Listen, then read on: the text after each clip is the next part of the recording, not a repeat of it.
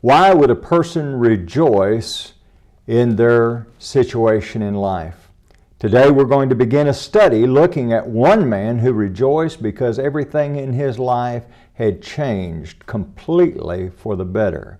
Welcome to this, your daily 180 Bible study. We're going to be looking at Acts 8, 26 through 39 over the next several days.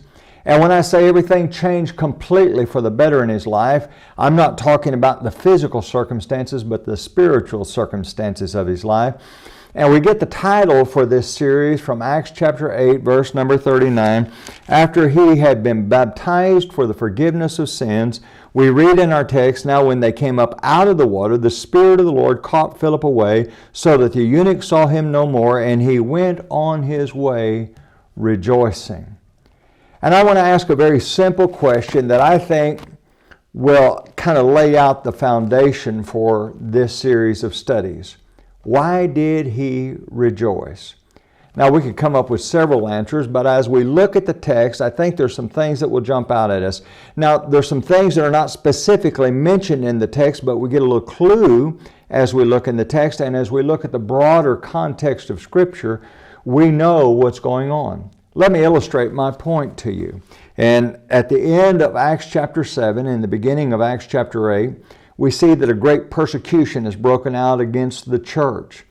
And the church begins to disperse because of this great persecution. In Acts chapter 8 and verse number 4, we see that they went everywhere. Look at verse 4. Those who were scattered went everywhere preaching the word. You might want to jot that down, preaching the word. Now, what exactly does that mean?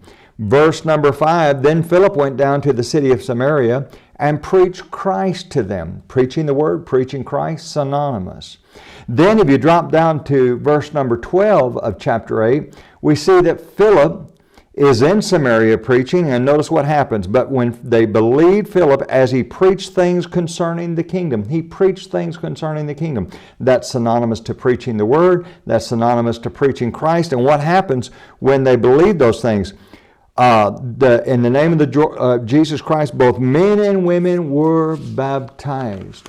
So when we come over to chapter 8, verse number 35, and we see that Philip begins to preach Christ, that's the same thing as preaching the word, preaching Christ, and preaching the kingdom, and we know what to expect. Join us again tomorrow for your Daily 180.